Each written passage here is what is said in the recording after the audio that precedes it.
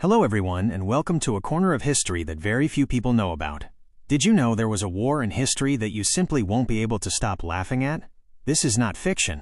This was a real war, in which a nation's entire army complete with machine guns was defeated by just birds. Meet the most ridiculous and unknown chapter of history, the Great EMU War. The story begins in the year 1932, location Western Australia.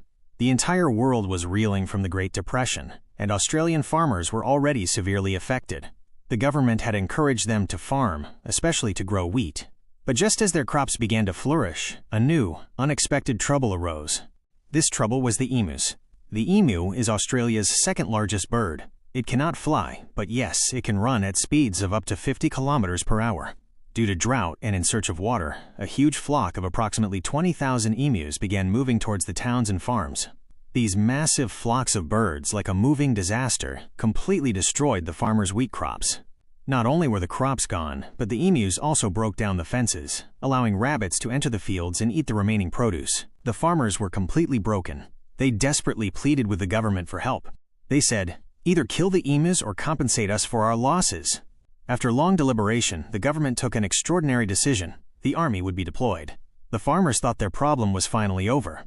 In November 1932, Major G.P.W. Meredith, along with his troops, and most importantly, two powerful Lewis machine guns, prepared for war. Imagine, an army with its modern machinery going to fight flightless birds. Day 1 of the war. The soldiers spotted a large flock of about 1,000 emus. Major Meredith gave the order, and the machine guns started spitting fire. But what was expected did not happen. The emus were so fast and agile that they scattered before they could even come within bullet range. The flock broke up into small groups and ran in different directions. In proportion to the number of bullets fired, the result was almost zero. Only about 12 emus were killed in the first attempt. The soldiers were stunned. Major Meredith changed his strategy. He realized that the emus were fighting like guerrilla warfare. They didn't engage directly, but hid and ran. He decided to mount the machine guns on a truck. But this decision proved to be even worse. The truck bounced wildly on the rough terrain, the soldiers couldn't aim properly, and sometimes the truck even got stuck in potholes. The emus, who had now mastered the art of maintaining distance from humans, ran even faster than the truck. The second round, just like the first, was a disappointing failure. In just 6 days, the Australian army had fired approximately 2,500 rounds of ammunition.